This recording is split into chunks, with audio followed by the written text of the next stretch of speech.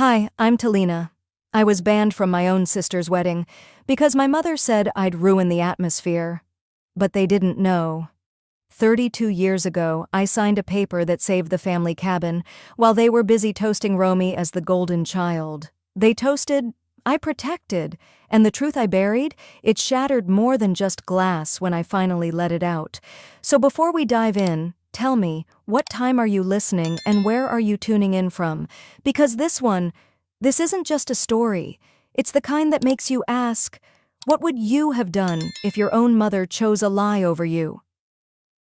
Sunday brunches at my mother's place always had a certain quiet cruelty to them. The napkins were always folded into swans, the mimosas bottomless, the silverware gleaming. But the atmosphere, brittle as glass. That particular Sunday in early spring, her patio was packed. Aunts, uncles, cousins I hadn't seen since Christmas were squeezed around the long table overlooking her manicured garden. Croissants flaked, laughter buzzed, and the scent of citrus cleaner clung to everything. I was halfway through my coffee when Aunt Terry piped up, waving her phone. "Just RSVP'd to Romy's wedding. The site's so fancy, like Vogue meets Pinterest." My hand paused mid-air, spoon hovering above my fruit cup. "Wedding site?"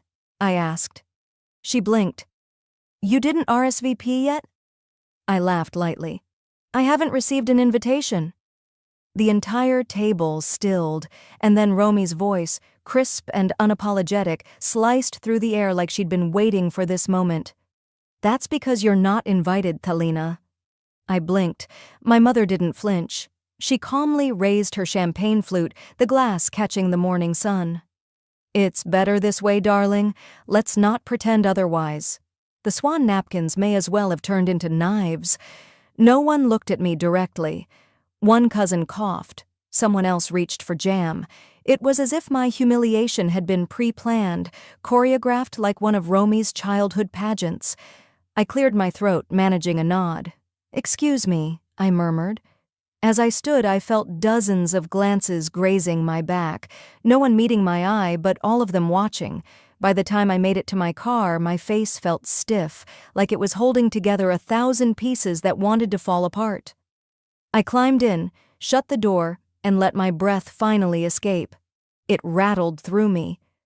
That's when I heard it, just outside the passenger window, low and not meant for me. "It's always her, drama queen." I didn't look to see who said it. Instead, I reached into my purse for my keys and paused. There it was, the small brass key to the family cabin. I'd kept it with me for over 3 decades. The key was smooth now from years of fingers brushing it, like a talisman I didn't know I needed. Staring at it, I whispered, "So this is how it's going to be."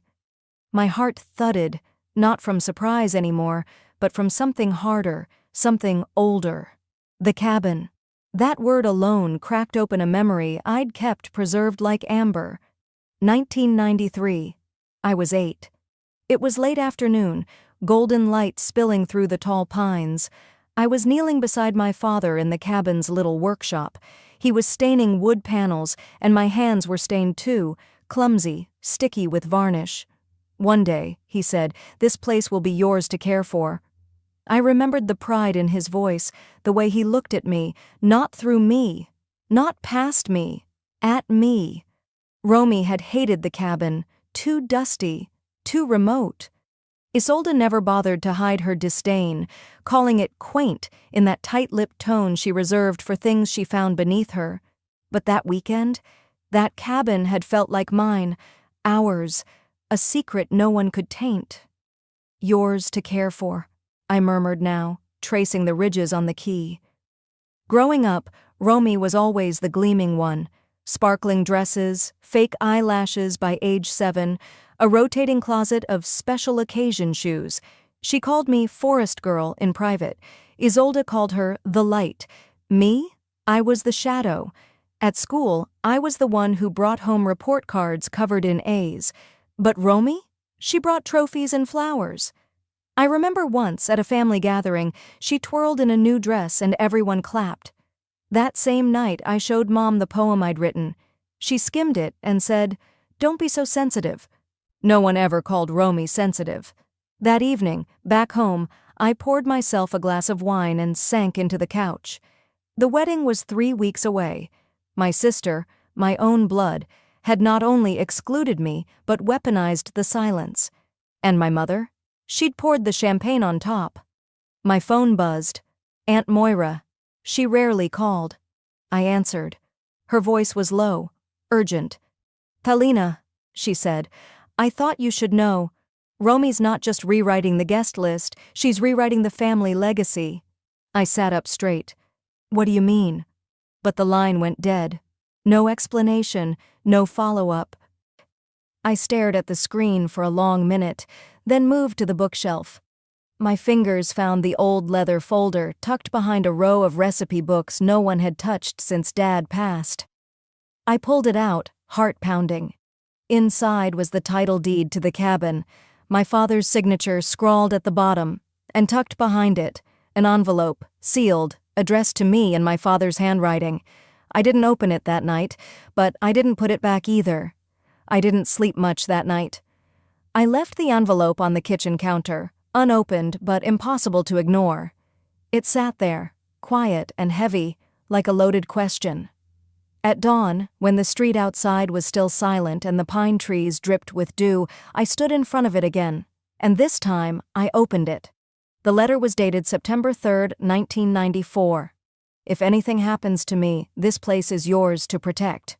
His handwriting was unmistakable, tight, angular, as if every letter had to fight for its space.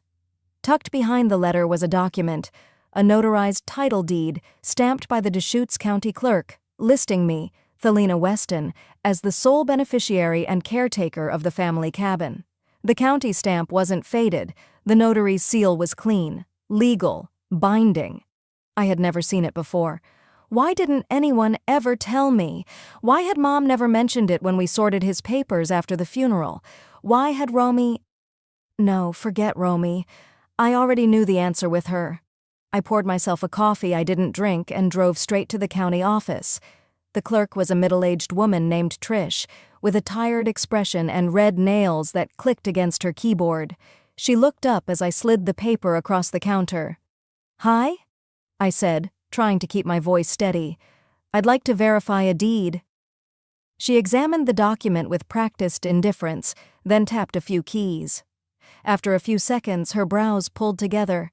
"According to our system, the property was transferred in 2011 to Isolde Weston." I stared at her. "Transferred?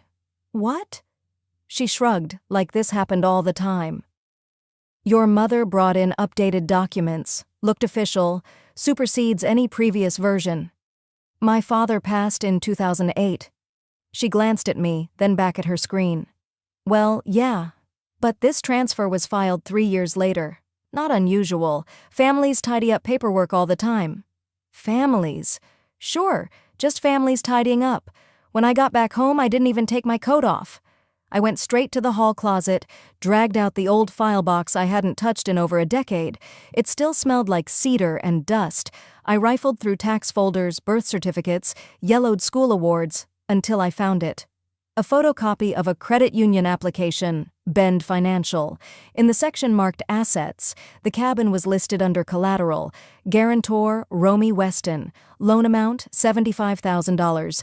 Date issued, February, just 2 months ago. My chest burned.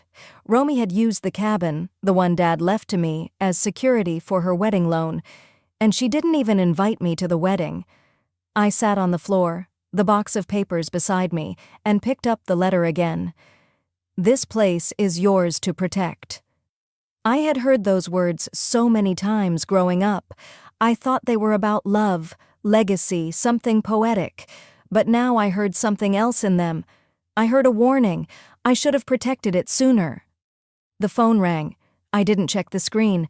I just picked up. "Aunt Moira," I said before she could speak, "I need to ask you something. Did you know Romy took out a loan using the cabin?" There was a long silence. Then her voice came, quiet, tight. "You're not the only thing she's rewriting, Talina." "What does that mean?" Another pause. "You have no idea what your mother buried with your father." My blood went cold. What did she bury? but the line had already gone dead. I stood in my hallway, hand still holding the phone, and stared at the old deed now back on the counter. Outside, the sky was starting to darken. Evening had crept in while I hadn't noticed.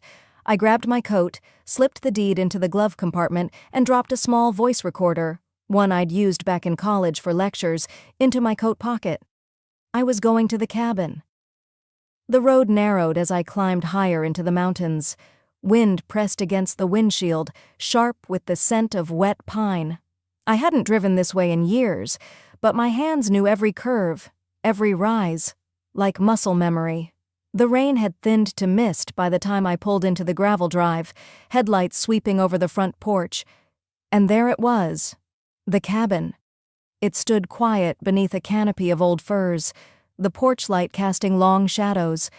I cut the engine and sat still, letting the silence stretch. My breath fogged the glass. I reached into the glove compartment, felt the smooth paper of the deed, and let my hand rest there for a moment before grabbing the recorder from my coat pocket. The gravel crunched under my boots as I stepped out. What I didn't expect was light already glowing from the kitchen window. I froze. Every instinct screamed to leave, but I moved forward, jaw set, heart racing. Inside, I found her. My mother was standing at the dining table, sifting through plastic tubs. White ribbons and centerpieces spilled out around her like debris from a storm. She didn't jump when she saw me, just looked up and said, almost breezily, "I was checking the wedding decor. Some of the vintage lanterns were up here." It took everything in me not to scream. "At midnight?" She smiled faintly. "You're being dramatic again, Thalina." I walked past her, set the envelope down on the table, and unfolded the deed. The paper laid flat between us like a line in the sand. She looked at it. Her lips didn't even twitch. "That?" she said. "That was never valid. Your father, he got sentimental after his heart surgery. That paper means nothing. It's notarized. It has a county seal. It's legal." She let out a soft laugh. "Legal means nothing when the man making promises isn't in his right mind. You know how he was so emotional." I stared at her, stunned. "You're saying he didn't know what he was doing?" "I'm saying he made a lot of promises he couldn't keep, especially when it came to you." There it was. The mask had slipped. I reached into my coat pocket and pressed record on the device without a word. "Say it again," I said, my voice low. "Tell me the deed wasn't real." Her eyes flickered, catching the red light on the recorder. "Oh, for heaven's sake, what do you think you're doing? No one's going to believe you. You've always been fragile." She was baiting me. I didn't take it. "Then why did Romy use the cabin to secure a wedding loan?" "That did it." Her body stiffened. The color in her face drained just a shade. She didn't answer right away. "Don't be ridiculous," she said, but her voice had lost its easy rhythm. "That was an administrative error. I'll look into it." I picked up the deed. "You didn't think I'd ever look into anything, did you? Just like always. You thought I'd stay quiet." She didn't deny it. Instead, she busied herself with untangling a spool of ribbon, like this conversation was a minor inconvenience.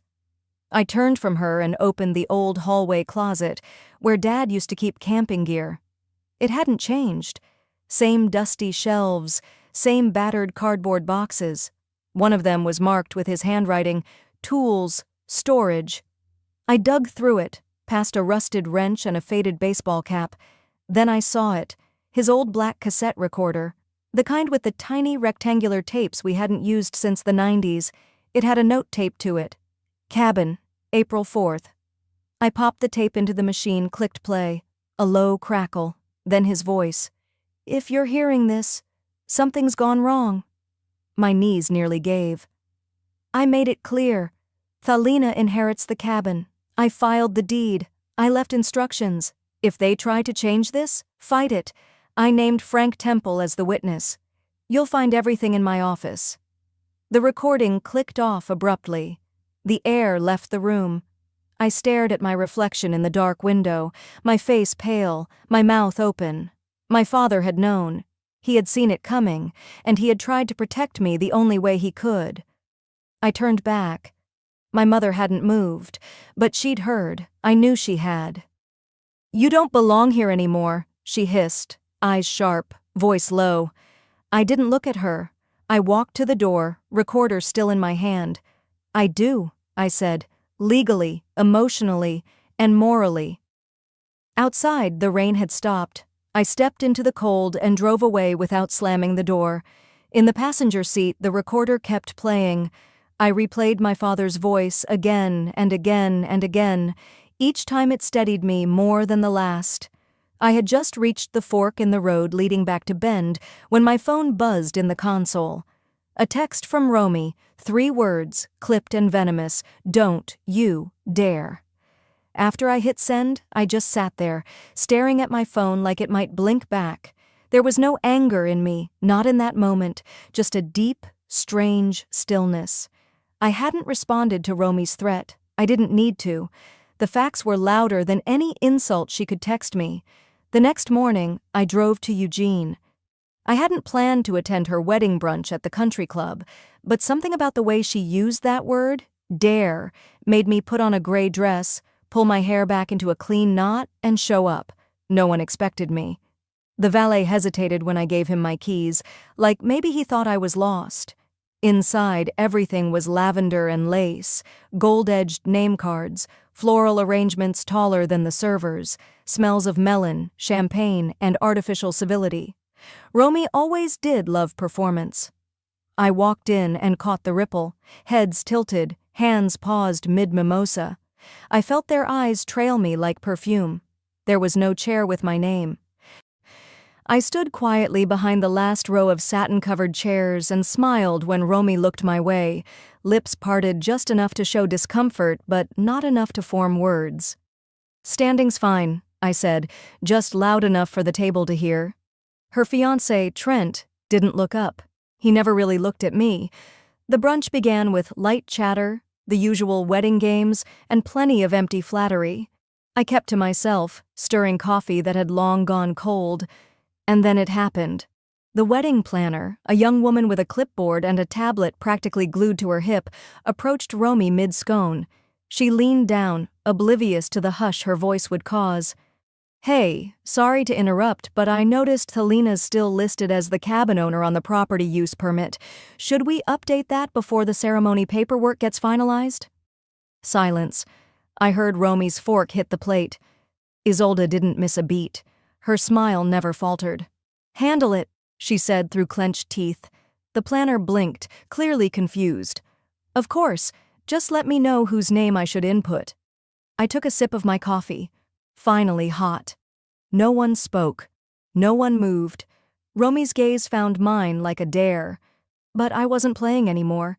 I wasn't the quiet sister in the background, the shadow in family photos. I wasn't the girl they forgot to invite and expected to stay quiet about it. In the hallway outside the ballroom, I stepped away for a moment, needing air, or at least a break from all the fake flowers. But of course, I didn't get solitude. I got Isolde. She was already there, arms crossed, eyes sharp. "That was cruel," she said flatly. "No," I replied. "It was true." She stepped closer. "You've always had this self-righteous streak. You're not some martyr. Don't pretend this is about justice." I didn't answer. She reached into her purse and pulled out a manila envelope, handing it to me like she was offering peace. "Your father changed his mind before he died. This," she tapped the edge, "was his amendment. He realized you weren't strong enough to handle responsibility." Inside was a printed Word document. No signature, no date, no notary. I glanced at it and handed it back.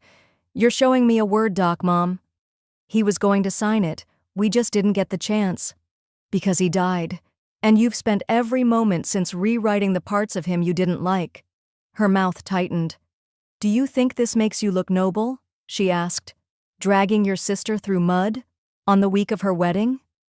I didn't flinch. She dragged herself. I left her standing there and walked out to the patio. Later that afternoon, as I sat in the car outside a small coffee shop, my phone buzzed with a new email. It was from the HOA. Subject: Venue Usage Confirmation. Legal Ownership Inquiry. Dear Ms. Weston, as per our records and your submitted documentation, the owner on title for the property in question is you. Please confirm whether you approve use of the venue for the scheduled event. Respectfully, Ellen Vickers, HOA Board Chair. I hit reply and typed just 2 words. Use denied. Send. 30 minutes later, Romy called. I answered on the second ring. You're ruining everything, she spat, her voice shaking. It's not your everything, I said calmly. It's my only thing. She hung up. There was nothing left to explain. By nightfall, I was home, legs tucked under me on the couch, a blanket across my lap. I didn't have music on, or TV, just the sound of the clock ticking and my inbox still open. That's when I saw it. Instagram. Someone had sent me a story. Romy's account. A blurry photo of me walking out of the country club, shoulders back, head high. Captioned, "Some people can't stand to see you shine." Underneath, "Ungrateful never looks good." I stared at it for a long moment. Then I exhaled, not out of anger, out of clarity. I clicked out of the app, opened my email again. There, waiting, was a subject line from the county permitting office. Urgent. Cabin venue request revoked by owner, you. And for the first time in a long time, I smiled. The next morning, I was still in my robe, sipping coffee on the porch, when I saw a sleek black car pull up in front of my house. It wasn't Romy's usual convertible or Isolde's leased SUV. This was colder, more deliberate. The kind of car that made neighbors peek out through their blinds but pretend they didn't. I stood as the door opened and Isolde stepped out first, in her usual cream coat that always looked too perfect for weather.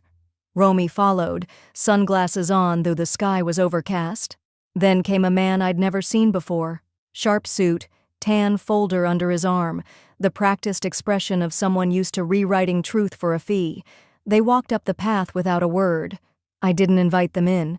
I simply stood, arms crossed, and waited. "This isn't how we wanted it to go," Isolde began, voice syrupy, controlled. "No?" I asked, "because from my view, it looks exactly like how you planned it." The lawyer cleared his throat. "Ms. Weston, we're here regarding the cabin property. We're asking you to sign a release acknowledging the informal custodianship transfer your father made verbally before his passing." I held out my hand. He placed the folder in it. I opened it slowly, scanning. "This is a legal document stating that I was just holding the property for family use, that it was always intended to revert to your client, Romy, upon her marriage?" "Yes," he said simply. Romy chimed in, "Dad told me you knew that you understood it was temporary." "No," I replied, flipping to the signature page. "He told me it was mine, in front of a notary, twice." I stepped aside and opened the door, waving them into the front room. "Come in. I think you'll want to see something." Inside, I pulled the accordion folder from the desk drawer I hadn't touched since last night. I laid out the papers like a dealer at a blackjack table, one after another. The notarized deed, the county filing receipt, the scanned letter with his signature dated 3 weeks before his final surgery, and the photograph. Me, my father, and a notary sitting outside the cabin porch, his hand on mine, the document in front of us. I turned to the lawyer. "You said he made a verbal arrangement. This is his written and legally filed will. And this," I tapped the photo, "is the day it happened." He adjusted his tie. "This changes things." "You don't say." Isolde sat on the edge of the couch like it burned her. "This isn't what he wanted. He said it would keep us close." "You mean quiet," I said. There was silence in the room for a full 10 seconds. Then Romy snapped. "You're a bitter little clerk," she spat. "Always watching from the sidelines, always taking notes, judging. You've always hated me." I looked at her calmly. "I didn't hate you. I just stopped cleaning up after you." She blinked, like the slap had landed, though no hand had moved. Isolde started to speak, but Romy turned on her. You said you'd handle it. You said this wouldn't be a problem. Now look at this mess." She grabbed her bag and stormed out the door, yelling as she went, "You've ruined everything!" The car engine roared as she peeled away. Isolde stood, but for once she didn't have another mask to wear. She looked older, thinner in the daylight, like the truth had stripped her down. "Why are you doing this?" she asked quietly. I studied her for a long moment. "Because someone finally has to." I walked to the door and held it open. She stepped through without another word. The air shifted when the door shut behind her. I leaned against it, breathing deep. Not relief, just resolve. The kind that doesn't come from winning, but from finally telling the truth. I walked back to the kitchen and opened my laptop. Inbox, 1 new. Subject, anonymous submission to local wedding blog. My sister is sabotaging my big day. Of course. The moment I opened the post, I felt my stomach twist. There it was, her smiling face, filters softening every edge, a pastel pink background with cursive font overlaid like it was part of a bridal announcement, except the words sliced like glass. Sometimes, the most dangerous people are the ones hiding behind silence. My sister has fabricated ownership of our family property, forged documents, and manipulated our father's last days. Mental illness is real, so is betrayal. Underneath, the hashtag, Protect the Truth, Wedding Week Wreckage. Within hours, I was tagged in story reactions, meme comments, and quote reposts from mutuals I hadn't spoken to in years, people I once invited to birthdays, co-workers DMing with vague, worried lines like, "Are you okay?" and "Saw something weird, call if you need anything." She'd set it up perfectly, a whisper campaign wrapped in a wedding gown, and I was the villain she'd carefully painted over months, maybe years. I sat on the edge of the couch, phone in my hand, unable to move. My thumb hovered over the reply button more than once, but every instinct told me that's exactly what she wanted. A storm of rage was bubbling beneath the surface, but I didn't give it to her. Instead, I shut off the phone. I poured a glass of water, and then I heard it. A knock at the front door. 3 soft, patient taps. I opened it to find Mr. Lambert, my neighbor from 2 houses down, holding a tin of cookies. "I saw your sister's post," he said gently. "Mind if I come in for a few minutes?" He moved slowly, deliberately, and I guided him to the kitchen, set the tin down, and poured him a cup of tea. He didn't waste time. "I remember the day your father signed those papers. I remember because I drove the notary back afterward. She didn't have a ride and your dad asked me."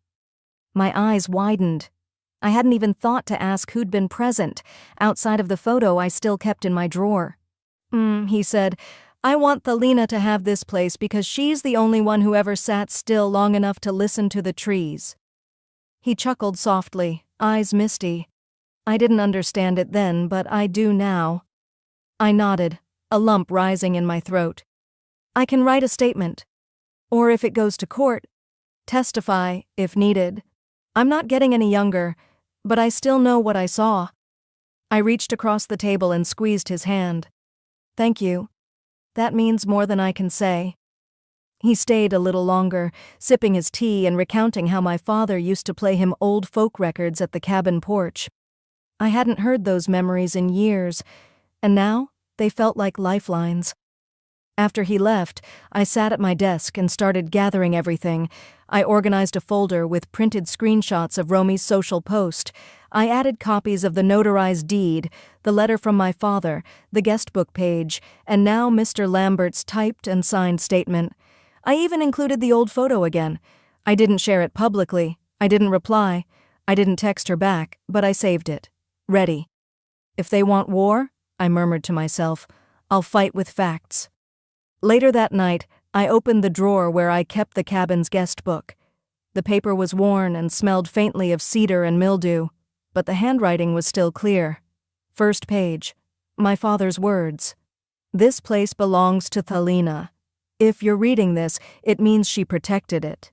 He hadn't known what future I'd face, but he'd left me something anyway.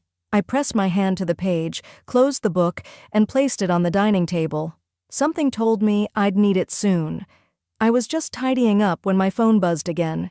Email. From wedding planner, rosendivi.com. Subject, urgent, ceremony access revoked. I opened it.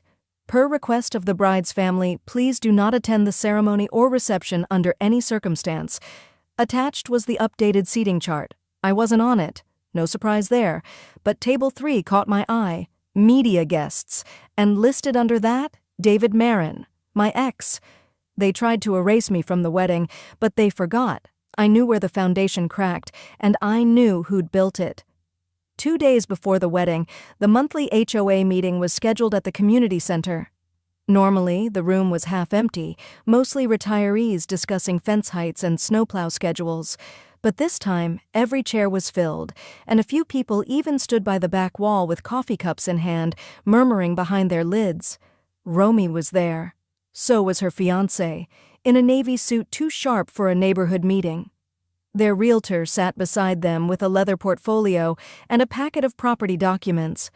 I caught the words, "Parcel near the cabin," on the folder tab. I walked in 5 minutes late, intentionally, and not a single soul missed my arrival. People shifted in their seats. The room seemed to tilt slightly when I pulled out the folder and the guest book from my bag and laid them neatly on the table in front of me. No one said a word. I stood, took a slow breath, and said evenly, "Before any land changes hands in this neighborhood, the truth must." All heads turned, some confused, others bracing. I opened the guest book to the first page and read the words aloud. "This place belongs to Thalina. If you're reading this, it means she protected it." My father's handwriting, sturdy, looping, proud. I lifted my eyes just in time to catch Romy shift in her chair. Her expression didn't crack, but her nails dug into her armrest. Then I held up Mr. Lambert's notarized affidavit. Notarized documents confirming the transfer, witnessed, recorded, preserved. I placed the deed on the table next. Filed, stamped, valid. A board member, Mrs. Ellings from 2 blocks away, tilted her head and asked, "Is this part of a legal dispute?" I met her eyes. "Not anymore. The truth is already recorded." And then, somewhere to my left, a hand began to clap. 1, 2, then more joined in. A soft, slow ripple of polite applause. It wasn't loud, it wasn't showy, but it was enough. Romy stood up mid-meeting, her face flush with rage. She whispered something to her fiancé, grabbed her bag, and left in a rustle of fabric and fury. Her fiancé lingered a moment too long, eyes scanning the documents, then followed her out without a word. The meeting resumed awkwardly, but no one brought up the land transfer again. The realtor looked like he wanted to sink through the floor. That night, back at home, my phone lit up with a name I hadn't expected. Aunt Georgia. Her message was brief. "I'm sorry. I always knew he left it to you. I should have spoken up sooner." A few minutes later, a cousin I barely spoke to anymore sent a voice note. "If you need me to write anything or talk to anyone, I will. I remember how much time you spent up there with Uncle." The tide didn't roar in. It shifted, quietly, with grace. I was about to turn off my phone for the night when someone forwarded me a screenshot, another update from Romy on her story, white background, black text. "Just because someone claims a property doesn't mean they belong in our family." But below it, one comment. "But she does." Username, Richard Harlan 54, my godfather. I stared at it longer than I should have, heart pounding with a strange mix of grief and gratitude. They were still trying to take the frame, but pieces of the truth kept bleeding back through. The next afternoon, I was at home sipping lukewarm coffee, half reading the same email for the 3rd time, when a knock came at the door. I opened it to find a man I recognized instantly, the wedding photographer. Young, bearded, clearly uncomfortable. "I was told not to give you these," he said, holding out a thick, unmarked envelope. "But I think they're yours more than hers." He handed it to me, nodded once, then walked back to his car without waiting for thanks.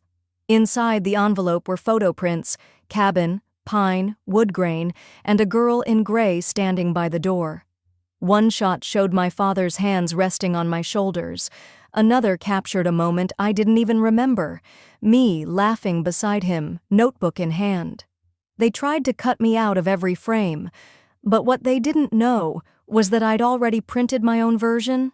They tried to cut me out of every frame, but what they didn't know was that I'd already printed my own version. It was early, the kind of quiet Oregon morning where mist still lingered on the window panes, soft and uncertain.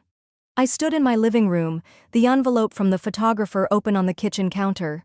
The pictures were spread out carefully, each one like a heartbeat from a time when I still thought love in a family was unconditional. The cabin's wood-paneled walls glowed in warm tones in the photos. There was my 21st birthday, my father smiling, cake half cut, and me, with one hand resting on a legal pad. But it was the handwritten note on the back of one photo that made me sit down. To Thelina, for what you saved. The next image caught me mid-laugh, pen in hand, next to Mr. Lambert, the notary stamp visible in the frame. My father leaned over the table, handing me the deed. Proof, not rumor, not memory, undeniable full-color proof. I looked at them until the edges blurred from unshed tears. They hadn't just tried to erase me, they'd edited history, but they forgot who'd built it. At 9:06 a.m., an email pinged in. Subject, legal outcome, HOA land dispute decision. My breath held as I clicked. After final review of registered documents and recorded affidavits, the HOA affirms that the legal title to the cabin remains with Ms. Thelina Marin. All pending land transactions involving this property are null and void effective immediately. Below it, a reply all from one of the committee members. Rightful owner, glad it's resolved. There were no follow-ups from Romy, no emails from our mother, nothing from their lawyer.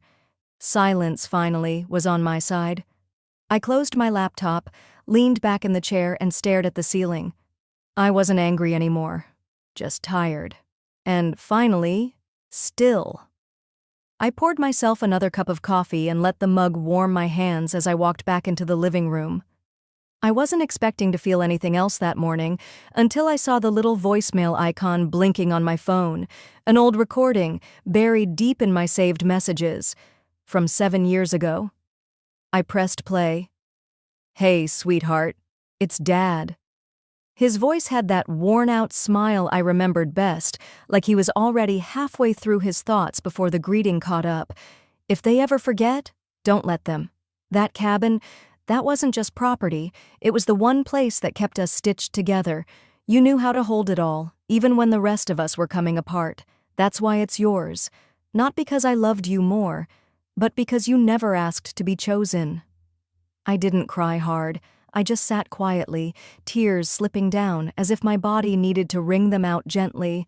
I let the message play twice, then I archived it but didn't delete it. Not this time. At 11 hacks my phone buzzed again. Group text from cousins. Cousin Ellie, we were told not to mention your name at the wedding today. Another chimed in. Just stay out of it, please. I smiled to myself. Not with bitterness, not anymore. I typed back, don't worry, I already spoke my truth. Then I tossed my phone in my bag, laced up my hiking boots, and grabbed my keys. I didn't need to watch them toast champagne and pretend something sacred hadn't been stolen and weaponized. I drove toward the cabin instead. The road curved gently through the forest, sun filtering in through pine. As I pulled up the gravel driveway, I noticed something odd. A bouquet of wildflowers sat on the cabin steps. There was a small folded card tucked into the stems. I always knew. I just didn't speak. Aunt Lorraine. I stood there for a full minute, thumb brushing over her name. She'd never defended me, never attacked me either. She just watched. Quiet. Until now. But what caught my attention wasn't the note. It was the second car, parked just up the hill, a silver Subaru. Someone was still inside, they hadn't moved, and I had the feeling this chapter wasn't closed after all. I thought I'd closed the chapter, but one more visitor was about to walk back into my story. The car door eased open with a slow creak. Aunt Lorraine stepped out, her coat pulled tight against the breeze, a tin box cradled in her arms like something fragile. She didn't speak right away, just walked toward me across the gravel, her eyes scanning the porch like she hadn't seen it in years. "I almost didn't come," she said finally, standing beside me, "but I couldn't keep this anymore." She held the box out. "I think he meant it for you." We sat on the steps of the cabin while I opened it. Inside were papers yellowed at the edges, corners curled from time and humidity. Receipts from when the cabin's roof had been replaced. The first draft of the deed application, my father's handwriting unmistakable. A few letters, folded carefully in envelopes marked simply, "For T." I unfolded one. "The others will celebrate Romy," it read. The ink pressed deep like he'd been holding the pen hard. "But Thalina, she's the reason we even had something to celebrate." I closed my eyes, letting that truth land in places no apology ever had. Aunt Lorraine spoke again, quieter now. "He told me you used your college fund that year after his stroke, paid the back taxes when no one else even noticed the county's letters." I nodded. "He never said a word about that to me." "He wanted to protect you, not just from the world, but from needing to prove yourself over and over." That afternoon, the wedding went on without me. A friend texted a blurry photo of Romy raising her glass, smiling like nothing had cracked, like she hadn't built her big day on the edge of someone else's silence. "To loyalty," she toasted. But not everyone clapped.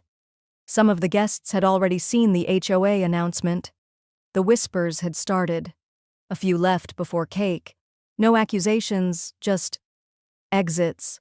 Quiet ones. The kind that say more than a speech ever could. Back at the cabin, I slipped a folded note inside the doorway and left it sitting on the entry table where my father used to keep his flannel caps. This was never about revenge. It was about truth. You erased me. I just lit a light so you'd see what you were missing. Then I turned the key in the old brass lock for the last time that day. The door clicked shut behind me like a period at the end of a sentence I didn't have to rewrite anymore. I took the mountain road back slowly, no destination in mind, just breathing. Somewhere along the highway, a roadside diner blinked in neon, still open despite the hour. I pulled in to stretch my legs. As I passed the window, I saw someone had folded a napkin into the shape of a leaf, just like Dad used to do when I was little. Always when things were too quiet at the table, always when Mom wasn't looking. A small smile tugged at the corner of my mouth. It wasn't much, but it was enough. They kept the spotlight. But I walked out with the roots,